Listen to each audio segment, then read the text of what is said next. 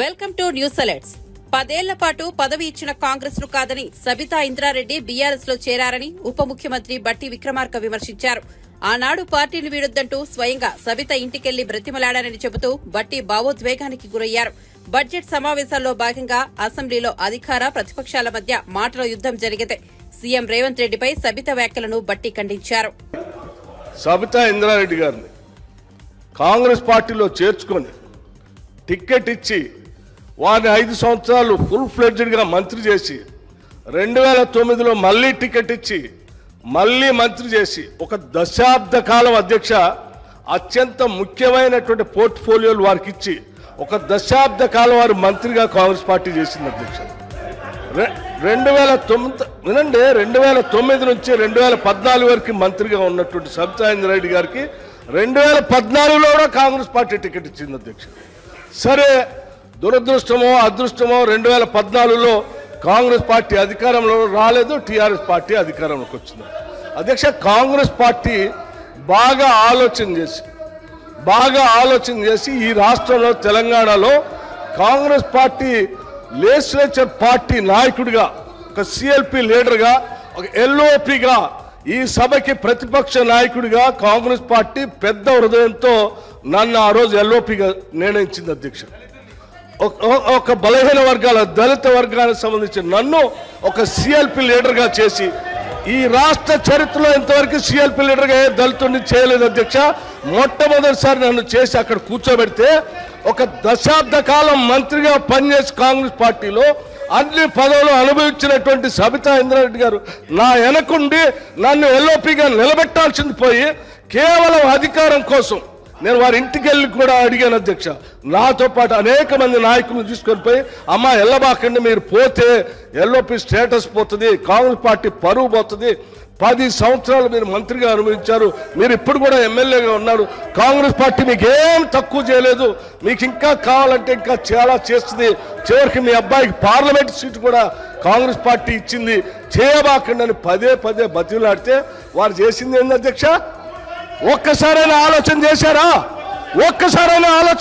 మీరు ఏం ఆలోచన చేశారు అధ్యక్ష?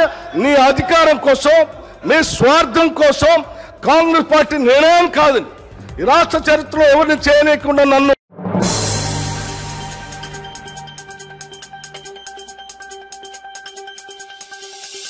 తాడేపల్లిలోని తన క్యాంపు కార్యాలయంలో కార్యకర్తలు, అభిమానులు, ప్రజలతో వైసీపీ అధినేత జగన్ మమేకమయ్యారు.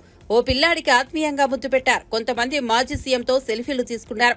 పలువురు తమ సమస్యలను జగన్ కు విన్నవించారు. ఎవరూ అధైర్యపడవద్దని, పార్టీ అండగా ఉంటుందని ఆయన భరోసానిచ్చారు. అందరం కలిసికట్టుగా ముందుకు వెళ్లాల్సిన అవసరం ఉందని కార్యకర్తలతో అన్నారు. ఈ వీడియోను వైసీపీ ట్వీట్ చేసింది.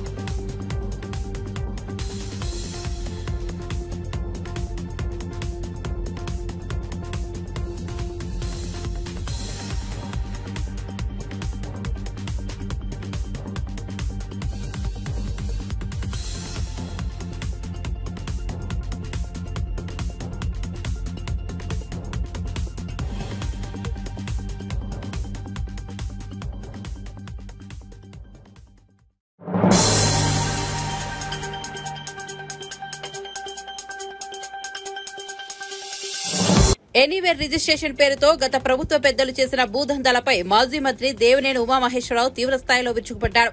రాష్ట్రంలో మాజీ ముఖ్యమంత్రి వైఎస్సార్సీపీ అధినేత వైఎస్ జగన్మోహన్ రెడ్డి భూ బాగోతాలు త్రవ్వేకొద్దీ బయటపడుతున్నాయని అన్నారు. బుధవారం మీడియాతో మాట్లాడుతూ లక్షలాది ఎకరాల ప్రభుత్వ, దేవాదాయ, చుక్కల భూములు కొల్లగొట్టారని మండిపడ్డారు. ప్రజల ఆస్తులు వారికి తెలియకుండానే స్వాహా చేశారని తెలిపారు.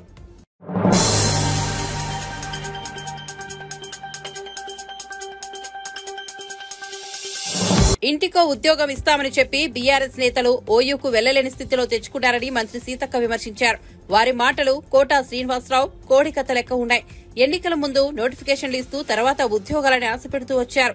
ధరణి పేరుతో పేదలను ఇబ్బంది పెట్టారు. దీంతో ప్రజలు మాకు పట్టం కట్టారని అన్నారు.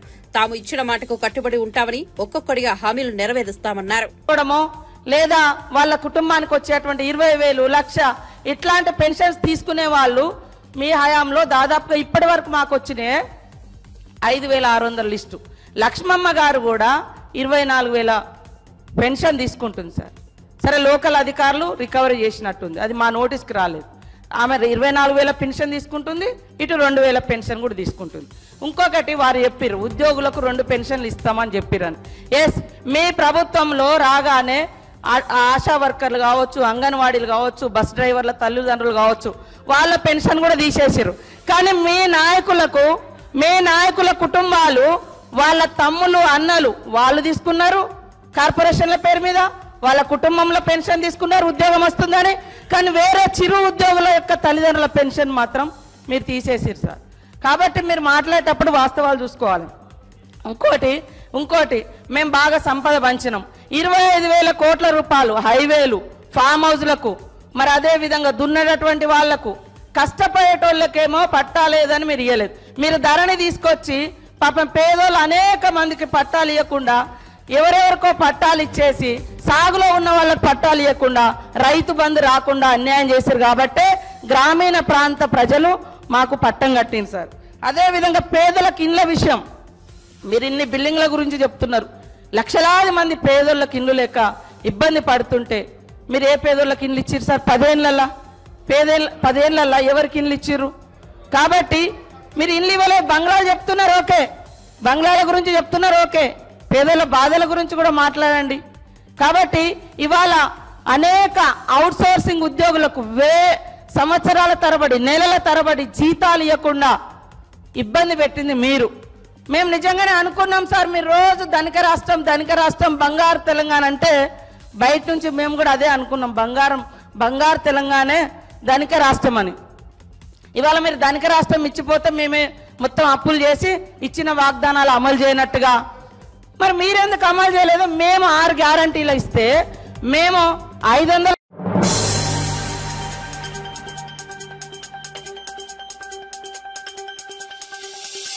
రన్నింగ్ బస్ లో మంగళవారం మహిళపై డ్రైవర్ అత్యాచారానికి పాల్పడ్డ విషయం తెలిసిందే.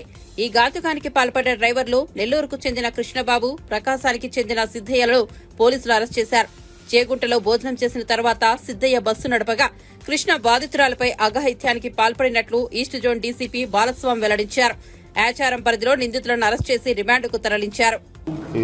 నా మీద ఒకతను డ్రైవరు ఇట్లా అత్యాచారం చేసిండు అనేది కంప్లైంట్. సో ఇమీడియట్గా రిసీవ్ చేసుకున్న వెంబడే బస్సును ఆపి ప్యాసింజర్స్ని కూడా దింపడం జరిగింది. దింపిన తర్వాత వాళ్ళకు వేరే అరేంజ్మెంట్ చేసేసి బస్సుని, తర్వాత అక్కడ ఉన్నటువంటి డ్రైవర్ ఎవరైతే ఉన్నారో డ్రైవర్ని కూడా అదుపులోకి తీసుకొని ఏం జరిగిందని క్లియర్గా వెరిఫై చేసినప్పుడు తను నిర్మల్ నుంచి పొదిలి వెళ్తున్నాడని చెప్పడం జరిగింది. అందులో ఈ నైట్ ట్రావెల్స్ బస్సులో, అంటే హరికృష్ణ ట్రావెల్స్ బస్సులో 2 డ్రైవర్స్ ఉన్నారు. అందులో ఆమె సింగిల్ సీటు, అంటే తనతో పాటు తన డాటర్ కూడా, ఒక 9 ఇయర్స్ బేబీ కూడా ట్రావెల్ చేస్తూ ఉంది. తను సింగిల్ సీట్కి రిజర్వేషన్ చేసుకోవడం జరిగింది. సో దానికి సంబంధించి 2 డ్రైవర్లో ఒక అతను ఏం చేశాడంటే అక్వెంటెడ్ విత్ హర్, అంటే మాట్లాడి సో మీరు 2 ఉన్నారు కదా, ఇక్కడ 2 బెర్తులు ఖాళీ ఉన్నాయి, సో అందులో మీరు పడుకోండి, నేను ఇక్కడ సింగిల్ బెర్త్ ఉంది కాబట్టి నేను ఇక్కడ కూర్చుంటాను అని చెప్పడం జరిగింది. సో ఆమె నైట్ అరౌండ్ 11:30-12 ఆ ప్రాంతంలో ఆ బెడ్లో పడుకున్నప్పుడు ఇతను ఎవరైతే రిజర్వ్ డ్రైవర్ ఎవరైతే ఉన్నారో అతను తన పైన అత్యాచారం చేయడం జరిగింది. దాన్ని ఇమ్మీడియట్గా పోలీసులకు ఇన్ఫార్మ్ చేసినప్పుడే దాన్ని బస్సుని కూడా అడ్డుకొని, తర్వాత డ్రైవర్ని, తర్వాత మెయిన్ అక్యూజ్డ్ ఎవరైతే ఉన్నారో అతన్ని కూడా ఈరోజు అరెస్ట్ చేయడం జరిగింది. A1 ఇతను కృష్ణబాబు, ఈర్ల కృష్ణబాబు, ఇతనిది కూడా సీతారామపురం మండలం, బోయపల్లి, నెల్లూరు డిస్టిక్. A2 సిద్దయ్య, ఇతను కూడా పామూరు విలేజ్, ప్రకాశం డిస్టిక్. సో సో వీళ్ళిద్దరిని కూడా ఈరోజు నిన్న సాయంత్రం అరెస్ట్ చేయడం జరిగింది. ఈరోజు రిమాండ్ చేస్తాం. ఇక్కడ సిద్ధయ్య ఏంటి అంటే తనని అంటే ఎవరైతే అక్యూజ్డ్ A1 ఉన్నాడో తనని ప్రోత్సహించినట్టు తెలుస్తూ ఉంది ఇన్వెస్టిగేషన్. అంటే ఒకరు యాక్చువల్గా బస్సు డ్రైవింగ్ చేస్తూ ఉన్నారు, ఒకరు ఇలా చేయడం జరిగింది. సో ఫస్ట్ యాక్చువల్గా ఈ సిద్ధయ్య అనేటోడు second driver, first driver Eerla Krishnababu అనే తర్వాత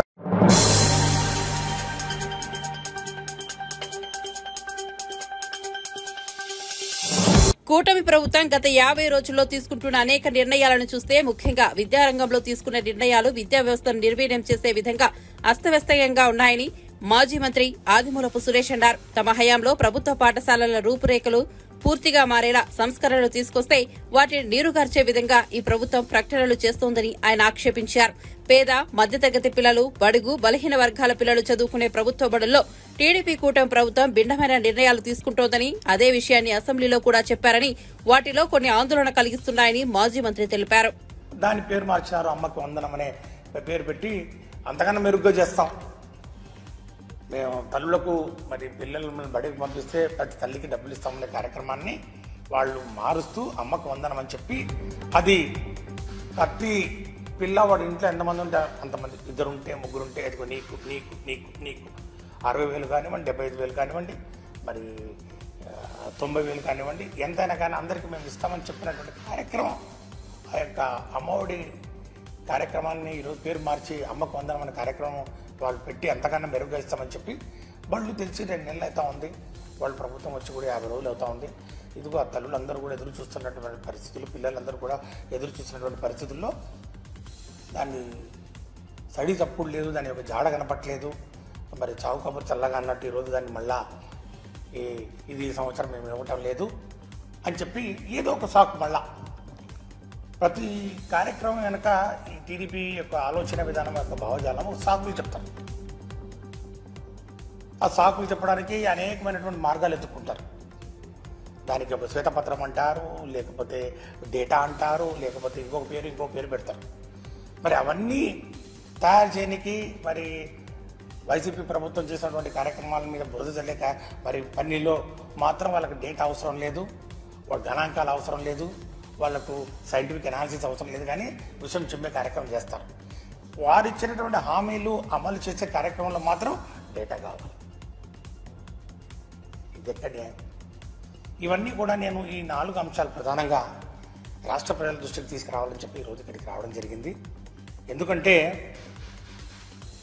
ఈరోజు వాళ్ళు ఇచ్చినటువంటి హామీలు నెరవేర్చే క్రమంలో వాళ్ళు ఏ విధంగా కుంటి సాకులు చూపుతూ దాన్ని తప్పించి దాన్ని దాటవేసే కార్యక్రమం చేస్తున్నారో ఒకసారి రాష్ట్ర ప్రజలు కూడా గమనించాలి.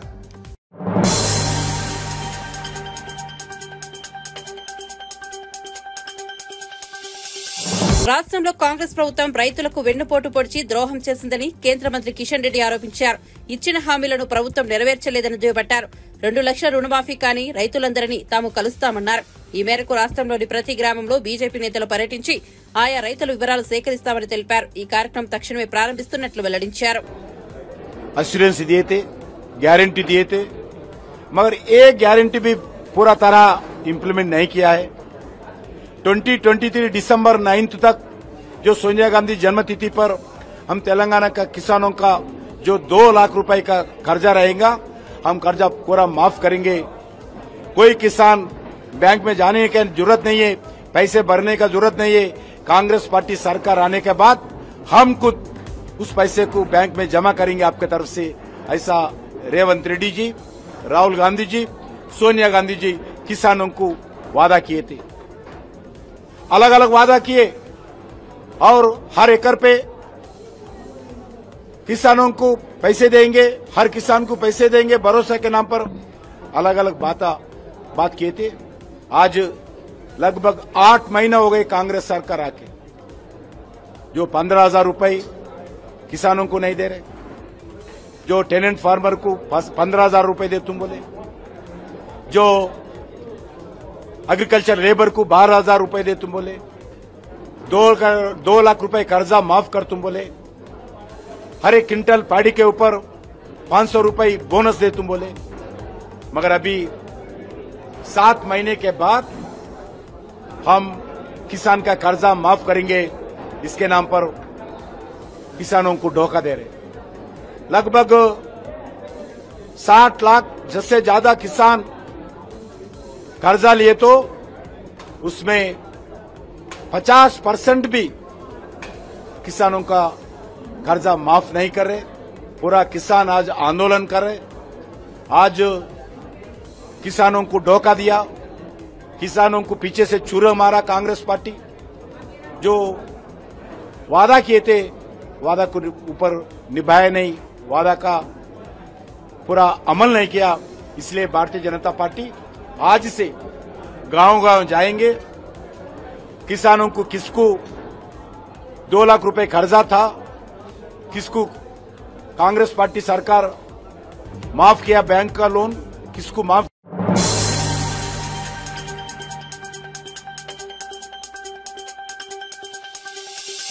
శంషాబాద్ సమీపంలోని ముచ్చర్లలో నిర్మించబోయే మహానగరమే భవిష్యత్తులో కీలకం కానుందని సీఎం రేవంత్ అసెంబ్లీలో తెలిపారు. అక్కడ ఫార్మాసిటీ పరిశ్రమల కోసం భూసేకరణ జరుగుతుందన్నారు. యువతకు ఉద్యోగాలు కల్పించే సంస్థలు, స్కిల్ యూనివర్సిటీ ఏర్పాటు చేస్తామన్నారు. స్పోర్ట్స్ యూనివర్సిటీ పెట్టి క్రీడల్లో శిక్షణిస్తామని తెలిపారు. క్రికెట్ స్టేడియం నిర్మించడానికి బీసీసీఐతో మాట్లాడినట్టు పేర్కొన్నారు. ఈ మహానగరంలో పెట్టుబడులు పెట్టే పెద్ద కంపెనీలకు ఉద్యోగ ఉపాధి అవకాశాలు కల్పించే సంస్థలకు నేను చెప్పదలుచుకున్నా. అక్కడ skill university, young India skill university రేపు సాయంత్రం 4 గంటలకు ప్రారంభించబోతున్నాం. ఈ రోజు హైటెక్ సిటీ దగ్గర ఉన్న నేషనల్ అకాడమిక్ ఆఫ్ కన్స్ట్రక్షన్ ఎన్ఏసీని మేము అక్కడికి షిఫ్ట్ చేసి పెద్ద ఎత్తున స్కిల్, సెమీ స్కిల్డ్ అందరికీ నిరుద్యోగ యువకులకు నేర్పించాలి. అక్కడికి దాన్ని బదిలీ చేసి అక్కడ పెద్ద ఎత్తున వ్యవస్థను ఏర్పాటు చేయాలనుకుంటున్నాం. దాన్ని ప్రోత్సహించడానికి, దాంట్లో ఆ కార్యక్రమాలలో పాల్గొనడానికి మీరు ముందుకు రండి. నేను హెల్త్ టూరిజం హబ్ క్రియేట్ చేస్తా అని చెప్పిన. స్పోర్ట్స్ యూనివర్సిటీస్, ఈరోజు యువకులు గంజాయి అని, డ్రగ్స్ అని ఉద్యోగ ఉపాధి అవకాశాలు దొరకక వ్యసనాలకు లోనయ్యి తప్పుదోవ పడుతున్నారు. కాబట్టి తెలంగాణ సమాజంలో ఉన్న లక్షలాది మంది నిరుద్యోగ యువకులకు ఒక సాంకేతిక నైపుణ్యం నేర్పించి ఈ రాష్ట్రం, ఈ దేశంలోనే కాదు మిడిల్ ఈస్ట్ కంట్రీస్ నుంచి వివిధ దేశాలకు వెళ్ళి ఉద్యోగ ఉపాధి అవకాశాలు పొందాలి అని చెప్పి అక్కడ స్కిల్ యూనివర్సిటీతో పాటు ఇతర దానికి సంబంధించిన నైపుణ్యం కలిగిన విద్యా అవకాశాలు కల్పించే యూనివర్సిటీలకు నేను అక్కడ అవకాశం ఇస్తా అని చెప్పిన అధ్యక్ష. అదేవిధంగా హెల్త్ టూరిజం, ఈరోజు భారతదేశంలో ముఖ్యంగా హెల్త్ సిటీగా డెవలప్ అయిన హైదరాబాద్కి వేలాది మంది ఇక్కడికి రావాలనుకుంటున్నారు అధ్యక్ష. ఈ రోజు ఇక్కడ ఉన్న అంతర్జాతీయ ఎయిర్పోర్ట్ నుంచి బంగ్లాదేశ్కో మిడిల్ ఈస్ట్ కంట్రీస్కి డైరెక్ట్ ఫ్లైట్ ఉంటే ప్రతిరోజు వేలాది మంది ఈరోజు ఇక్కడికి వచ్చి వైద్యం పొందాలి అని వస్తున్నారు అధ్యక్ష. అందుకోసం నేను హెల్త్ టూరిజం హబ్ను తయారు చేసి అక్కడ ఒక 1000 ఎకరాల ప్రపంచ స్థాయి వైద్య సౌకర్యాలను ఏర్పాటు చేసే సంస్థలను పిలిచి ఇక్కడ హైదరాబాద్ నగరంలో ఉన్న పెద్ద పెద్ద కార్పొరేట్ ఆసుపత్రులతో పాటు పేదలకు అతి తక్కువ ధరతో వైద్యాన్ని అందించడానికి అన్ని రకాలుగా ఎన్నెన్ని డిసీజులు ఉన్నాయో వాటన్నిటి కూడా స్పెషలైజ్డ్ హాస్పిటల్స్ ఏర్పాటు చేయాలని అక్కడ మేము నిర్ణయం తీసుకున్నాం అధ్యక్ష. అదేవిధంగా స్పోర్ట్స్ అండ్ గేమ్స్, చిన్న చిన్న దేశాలు ఒలింపిక్స్ లాంటి పోటీలలో వాళ్ళు ఎన్నో పథకాలు తీసుకెళ్తారు. ఒకనాడు ఏషియన్ గేమ్స్ గచ్చిబౌలిలో మనం నిర్వహించుకున్నాం అధ్యక్ష. అంతర్జాతీయ స్థాయిలో ఆటల పోటీలు నిర్వహించుకున్న హైదరాబాద్ రాష్ట్రము, తెలంగాణ ఈరోజు ఆనాడు నిర్మించిన ఇన్ఫ్రాస్ట్రక్చర్ని ఈరోజు మనము అసలు ఎలాంటి ఉపయోగం లేకుండా నిరుపయోగంగా తాగుబోతులకు అడ్డాగా ఈ స్టేడియంలన్నీ మారుతున్నాయి. అందుకే ఈరోజు ఉన్న స్టేడియంలతో పాటు అక్కడ ఒక స్పోర్ట్స్ యూనివర్సిటీని పెట్టి అంతర్జాతీయ ప్రమాణాలతో ఈ దేశంలో ఉండే యువకులకు అందరికీ ఇక్కడ శిక్షణ ఇవ్వడానికి అన్ని ఏర్పాట్లు చేయాలని మేము అక్కడ ప్రయత్నం చేస్తున్నాం అధ్యక్ష. ఇవాళ యువకులకును క్రీడల వైపు ప్రోత్సహించాలన్న ఆలోచనతో అక్కడ ఒక స్పోర్ట్స్ యూనివర్సిటీ, ఒక స్పోర్ట్స్ హబ్ చేయాలనుకుంటున్నాం అధ్యక్ష. అంతర్జాతీయ ప్రమాణాలతో క్రికెట్ నిర్వహించడానికి అక్కడ ఒక స్టేడియం నిర్మించడానికి బీసీసీఐతో నేను మాట్లాడిన అధ్యక్ష. ఈ విధంగా ఒక్కొక్కటి ప్రపంచ స్థాయిలో అంతర్జాతీయ ప్రమాణాలు కలిగిన అన్నింటినీ ఆ ముచ్చెర్ల ప్రాంతంలో తీసుకొచ్చి ఈరోజు ఫార్మా వార్ సిటీ అన్నారు, నేనన్న ఫార్మా విలేజ్లు అన్నా. ఇట్లాంటి పొల్యూటెడ్ ఇండస్ట్రీ కాకుండా జినోమ్ వ్యాలీలో ఏదైతే ఫార్మా రిలేటెడ్ ఇండస్ట్రీస్ ఉన్నాయో, ఫార్ములేషన్స్ అంటే ట్యాబ్లెట్స్ చేసేటి ఉన్నాయో, R&D ఉందో, రీసెర్చ్ అండ్ డెవలప్మెంట్, ఇప్పుడు IDPL బంద్ అయిపోయింది అధ్యక్ష. ఇట్లాంటివన్నిటిని కూడా అక్కడ ఒక 4000 ఎకరాలలో ఒక అద్భుతంగా ప్రపంచానికి ఇవాళ వ్యాక్సిన్, కోవిడ్ వ్యాక్సిన్ ఎవరు తయారు చేసిండ్రు అధ్యక్ష? ప్రపంచంలో 4 వ్యాక్సిన్లు ఉంటే 3 వ్యాక్సిన్లు మనం తయారు చేసినాం అధ్యక్ష. భారతదేశంలో 4 వ్యాక్సిన్లు వస్తే 3 మన దగ్గర ఉన్నాయి, ఒకటి పూణే.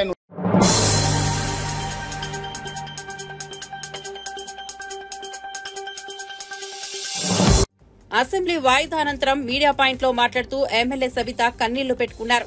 రేవంత్ రెడ్డికి మహిళలు అంటే గౌరవం లేదు, కేటీఆర్ ప్రసంగం నుంచి దృష్టి మళ్లించేందుకే ఆయన ఈ వ్యాఖ్యలు చేశారు. సభలో నా పేరు ప్రస్తావించి నాకు మాట్లాడే అవకాశం ఇవ్వలేదు, సభ నుంచి దొంగల్లా పారిపోయారు. సీఎం రేవంత్ క్షమాపణలు చెప్పాలని డిమాండ్ చేశారు. ఒకటి గుర్తుపెట్టుకోండి రేవంత్ రెడ్డి గారు, ఈరోజు మహిళల గురించి మాట్లాడుతూ బతుకు బస్ స్టాండ్ అన్నారు చూడండి, అది చాలా బాధ అనిపిస్తా ఉంది. బట్టి గారు గౌరవనీయులు డిప్యూటీ సీఎం గారు చాలా గౌరవంగా ఉంటాం, గౌరవంగా మాట్లాడతాం. వచ్చి మాట్లాడుతూ ఉంటే మాకు ఉపసమయంగా ఏదన్నా సంధాయిస్తారేమో అనుకున్నాం. కానీ వారు మాట్లాడుతూ కూడా మాట్లాడిన మాటలు నిజంగా బాధాకరం అనిపిస్తున్నాయి. ఆ రోజు ఏదో అపోజిషన్ లీడర్ గా నా పదవి పోయిందని మాట్లాడున్నారు. మరి మీ పక్క సీట్ ఈ రోజు మీకు వచ్చే అవకాశం ఉండే కదా, ఎందుకు ప్రయత్నం చేసుకోలేరని బట్టి గారిని కోరుతా ఉన్నాను. ఈ రోజు మీ పార్టీ అధికారంలో ఉంది కదా. అన్నిటికన్నా ముఖ్యంగా ఒక మాట అన్నారండి గౌరవనీయులు డిప్యూటీ సీఎం గారు, ఏ ముఖం పెట్టుకొని ఈ అసెంబ్లీలోకి వచ్చారన్నారు.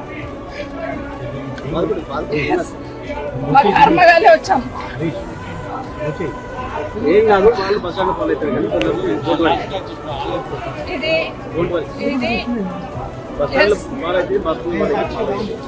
మేమేం తప్పు చేయలేదు.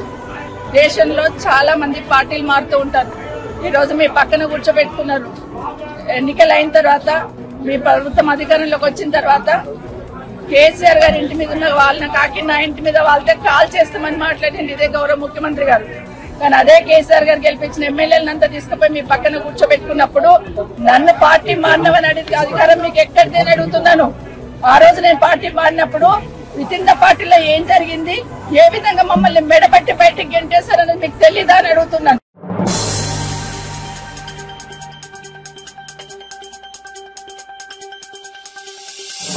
ఆరోగ్యశ్రీ పథకంపై కూటమి ప్రభుత్వం దుష్ప్రచారం చేస్తోందని వైసీపీ నేత వైద్య ఆరోగ్య శాఖ మంత్రి విడుదల రజనీ మండిపడ్డారు. తమ ప్రభుత్వ హయాంలో జనవరి వరకు ఉన్న ఆరోగ్యశ్రీ పెండింగ్ బిల్లులన్నింటినీ చెల్లించామని స్పష్టం చేశారు. గతంలో చంద్రబాబు పెట్టిన బకాయిలను కూడా తామే చెల్లించామని అన్నారు. జనవరి వరకు తాము చెల్లించిన బకాయిలు పోగా ఆ తర్వాత ఉన్న బకాయిలను చెల్లించాల్సిన బాధ్యత కూటమి ప్రభుత్వానిదేనని రజనీ స్పష్టం చేశారు. ఆరోగ్యశ్రీపై చంద్రబాబు ప్రభుత్వ విధానం ఏంటో వెల్లడించాలని డిమాండ్ చేశారు. అప్పులు బకాయిలోని దుష్ప్రచారం చేస్తున్న ప్రస్తుత ప్రభుత్వం ఆరోగ్యశ్రీ పథకం నుంచి వైదొలుగుతుందా అనే అనుమానాలు కలుగుతున్నాయని అన్నారు. పరిస్థితి టీడీపీ హయాంలో ఉండేది. మరి జగనన్న ప్రభుత్వం వచ్చాక ప్రతి సంవత్సరం సుమారు 3,000 కోట్ల వరకు కూడా మరి ఈ ఆరోగ్యశ్రీకి మనం ఖర్చు చేసినటువంటి పరిస్థితి. అలాగే మీరు చూసినట్టయితే ఎంపానెల్డ్ హాస్పిటల్స్, నెట్వర్క్ హాస్పిటల్స్ రాష్ట్రంలో గత ప్రభుత్వంలో 1000 కన్నా తక్కువ ఉన్నటువంటి ఎంపానెల్డ్ హాస్పిటల్స్ ని వాళ్ళని ఎంకరేజ్ చేసి వాళ్ళకి కావాల్సినటువంటి ఫ్లెక్సిబిలిటీ, వాళ్ళకి కావాల్సినటువంటి ఫీజిబిలిటీ, వాళ్ళకి అన్ని విధాలుగా కూడా ఒక ఫ్రెండ్లీ వాతావరణాన్ని ఏర్పాటు చేసి వాళ్ళని ఎంకరేజ్ చేసి 1000 కన్నా తక్కువ ఉన్నటువంటి ఎంపానెల్ హాస్పిటల్స్ ని మరి 2300 హాస్పిటల్స్ పైగా కూడా విస్తరించేటువంటి అవకాశాన్ని జగనన్న ప్రభుత్వం నెట్వర్క్ హాస్పిటల్స్కి ఇచ్చింది. మరి ఈ రోజున మనం చూస్తున్నట్టయితే ఈ రాష్ట్రంలో రాష్ట్ర ప్రజల్లో ఒక పెద్ద ఆందోళన నెలకొంది. అదేంటంటే మనం చూస్తూ ఉన్నాము, కూటమి ప్రభుత్వం ఏర్పడ్డాక కూటమి ప్రభుత్వంలో ఉన్నటువంటి మంత్రి గారు వారు మాట్లాడుతూ ఉన్నారు. ఏమని మాట్లాడుతూ ఉన్నారు?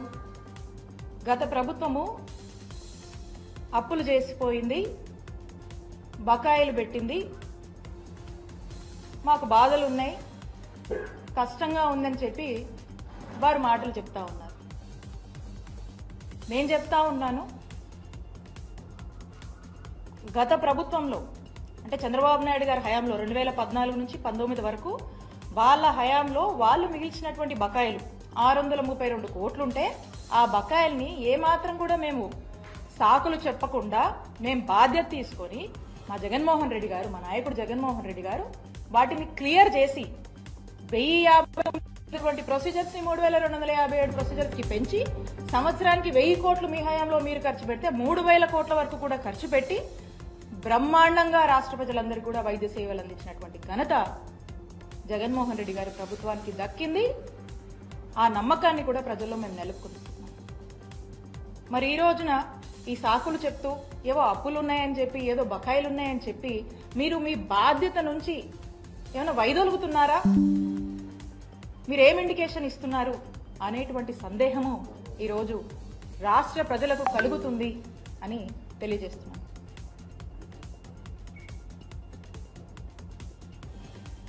ఈ రోజున మీరు చూసినట్టయితే మేము అంటే మొన్న జనవరి వరకు కూడా ఏవైతే పెండింగ్ బిల్స్ ఉన్నాయో ఆరోగ్యశ్రీలో ఆ బిల్స్ అన్ని కూడా క్లియర్ చేసి జనవరి వరకు ఉన్నటువంటి పెండింగ్ బిల్స్ మేము క్లియర్ చేసి ఆ తర్వాత మళ్ళా ఏదన్నా కొత్త బిల్స్ అరైజ్ అయితే అవన్నీ కూడా టెక్నికాలిటీస్ అంటే లైక్ అవన్నీ అప్లోడ్ చేసి మళ్ళీ మా వరకు వచ్చి మళ్ళీ పేమెంట్ అనేది ఇదంతా కూడా ఒక రికరింగ్ ప్రాసెస్ కంటిన్యూస్గా వస్తూ ఉంటే ఇదంతా ఒక రికరింగ్ సైకిల్ అనమాట ఇది. సో మా వరకు జనవరి వరకు ఉన్నవి కూడా మా జగనన్న ప్రభుత్వం క్లియర్ చేసి ఆ తర్వాత ఫిబ్రవరి మార్చ్ ఏదైతే ఉందో అప్పటికి వచ్చినటువంటి అప్లోడ్ అయ్యి వచ్చినటువంటి మా దృష్టికి వచ్చినటువంటి ఏవైతే ఉన్నాయో అప్పటికి వచ్చేసరికి మార్చ్లో ఎన్నికల కోడ్ వచ్చింది. కోడ్ వస్తే మీకు తెలుసు. ఆ కోడ్ వచ్చిన తర్వాత ఇక ఎన్నికలు అన్ఫార్చునేట్లీ మేము అధికారంలోకి రాలేకపోయాం. ఆ విషయం మీకు తెలుసు. సో ఇంకా అప్పటి నుంచి ఉన్నటువంటి ఏవైతే బిల్స్ ఉన్నాయో ఆ బిల్స్ ఇప్పుడు కొత్తగా కూటమి ప్రభుత్వం ఏర్పడిన తర్వాత ఆ బిల్స్ ని క్లియర్ చేసి మరి ఎక్కడా కూడా ఇంటరప్షన్ లేకుండా వైద్య సేవలు అందించాల్సినటువంటి బాధ్యత ఈ ప్రభుత్వం మీద ఉందని గుర్తు చేస్తా ఉన్నాం. ఏదో లెక్కలు చెప్పి అప్పులని, ఆదాయాలని, బకాయిలని సాకులు చెప్పి మీకు రెస్పాన్సిబిలిటీ నుంచి మీరు ఏమైనా తప్పించుకునేటువంటి ప్రయత్నం చేస్తున్నారా? ఆరోగ్యశ్రీ సంబంధించి వాటి యొక్క బిల్స్ కి సంబంధించి ఈ సాకులు చెప్పి మీరు ప్రజల్ని ఏమన్నా ఒక ఆందోళన పరిస్థితిలో ఉంచేటువంటి